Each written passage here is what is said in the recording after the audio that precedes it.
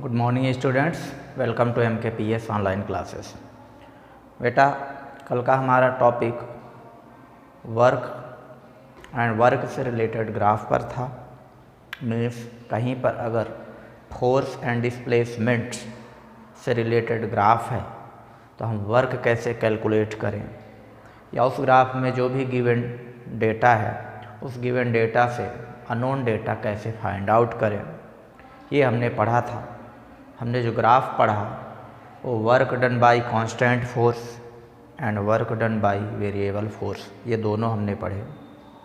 और देन अब हम इसके बाद आज पढ़ेंगे work energy theorem for a work done by variable force.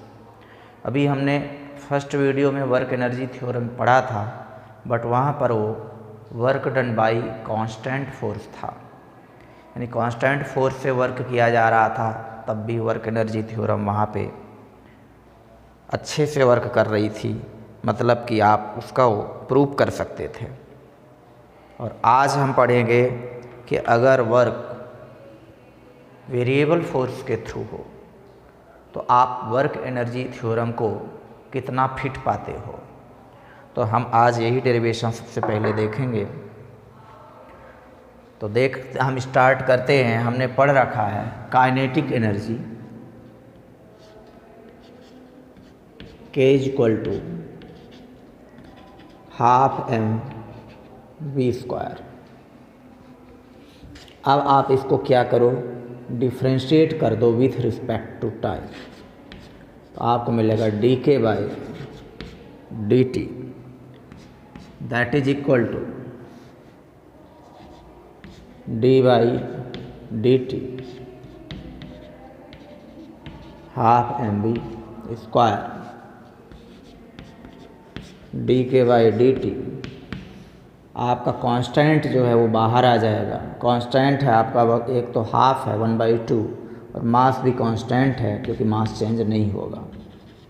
तो ये होगा d/dt और यहाँ पर v²। अगेन आप इसको सॉल्व करते हो तो dk/dt = ½ m, और इसका जब आप डिफ्रेंशिएशन करोगे तो आपको क्या मिलेगा, 2v मिलेगा, 2v। और यहाँ पर dv/dt आप लिख सकते हो। अब ये 2 1/2 और ये 2, तो क्या मिलेगा आपको, dk/dt = mv dv/dt। अब यहाँ पर है m × v dv/dt, इसको आप क्या लिख सकते हो, m dv/dt। ये dv/dt क्या है, एक्सीलरेशन है, तो आप लिख सकते हो dv/dt = a एक्सीलरेशन। तो आपको मिलता है dk/dt = m × a × v। m × a क्या है आपका, फोर्स है, तो आप लिख सकते हैं dk/dt that is equal to fv। v को आप लिख सकते हो dx/dt, तो आपको मिलेगा dk/dt = f dx/dt, या इन शॉर्ट आपको dk = f dx।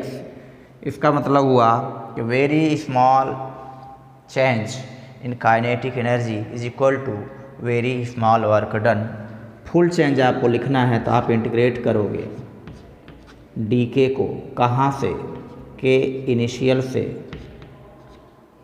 के फाइनल, यहाँ पर वर्क को इंटीग्रेट करोगे f dx, कहाँ से x वेरी हो रहा है, x इनिशियल से x फाइनल। क्या मिला आपको लास्ट में? आपको मिलेगा delta K is equal to ये वर्क डन है। इसी को आप लिख सकते हो K final minus K initial is equal to work done. ऐसा ही वर्क डन हमें कांस्टेंट फोर्स के थ्रू भी मिला था और ऐसा ही वर्क डन हमें वेरिएबल फोर्स के थ्रू मिला है। तो एक तरीके से वर्क एनर्जी थ्योरम यहाँ भी वर्क करती है। बस आपको ये ध्यान रखना है कि सारा मोशन हमने इस थ्योरम में जो कराया है वो वन डायमेंशनल मोशन है, या तो वो एक्स एक्सिस के अलॉन्ग है, या वो वाई के अलॉन्ग है, या वो जेड एक्सिस के अलॉन्ग है। यानी आपका जो फोर्स इसमें अप्लाई हुआ है वो फोर्स या तो एक्स एक्सिस के अलॉन्ग है या वाई या जेड के अलॉन्ग है। प्लेनर नहीं है फोर्स कि एक्स वाई दोनों एक्सिस में फोर्स वर्क कर रहा हो, कि थ्री डायमेंशनल फोर्स हो, एक्स वाई जेड तीनों डायमेंशन में फोर्स हो सकता है। आप ध्यान रखें, मोशन भी तीनों डायरेक्शन में हो सकता है, ठीक। लेकिन हमने यहाँ पे सिर्फ वन डायमेंशनल फोर्स को अज्यूम किया है। और जब भी आप देखते हो कि हमने थोड़ी देर बाद डिस्प्लेसमेंट को dx बाई dt के फॉर्म में, वेलोसिटी को dx बाई dt के फॉर्म में हमने यहाँ पे लिखा है। मीन्स वेलोसिटी सिर्फ और सिर्फ एक्स एक्सिस के अलॉन्ग वेरी कर रही है, यानी कि एक्स एक्सिस के अलॉन्ग ही आपका मोशन हो रहा है। अगर 2D में फोर्स आप लेते तो मैं यहाँ dx बाई dt नहीं लिख सकता था, यहाँ पे फिर dr बाई dt वर्ड आता। तो ये आपको समझदारी से काम लेना है। वर्क एनर्जी आपको प्रूव करना है तो आप लिमिटेड हो कुछ चीज़ों में। किस चीज़ में लिमिटेड हो? मोशन इन 1D का केस आप लेते हैं, ये एक चीज़ है। चाहे आप कांस्टेंट फोर्स के थ्रू वर्क करो और चाहे आप वेरिएबल फोर्स के थ्रू वर्क करो, ये जब भी वर्क एनर्जी थ्योरम अप्लाई होगी ये 2-3 शर्तों पर होगी। पहली शर्त है हॉरिजॉन्टल स्मूथ फ्रिक्शनलेस सरफेस हो, ज़रा भी अपोजिंग फोर्स ना हो, एयर फ्रिक्शन ना हो, फ्लैट सरफेस हो यानी ऊपर नीचे ना हो, नहीं तो पोटेंशियल एनर्जी में चेंज होगा और ये फेल हो जाएगी वर्क एनर्जी थ्योरम। तो पहली चीज़, फ्लैट स्मूथ फ्रिक्शनलेस प्लेन पे मोशन हो रहा है, किसी भी प्रकार का अपोजिंग फोर्स नहीं है, सारा का सारा फोर्स एक्सेलरेशन यानी कि काइनेटिक एनर्जी प्रोवाइड कराने में यूज हो रहा है। नंबर 2, मोशन आप 2D या 3D नहीं ले सकते, इसमें आपका मोशन 1D में रहेगा, या तो ये एक्स एक्सिस के अलॉन्ग हो या ये वाई के अलॉन्ग हो, जेड के अलॉन्ग नहीं ले सकते।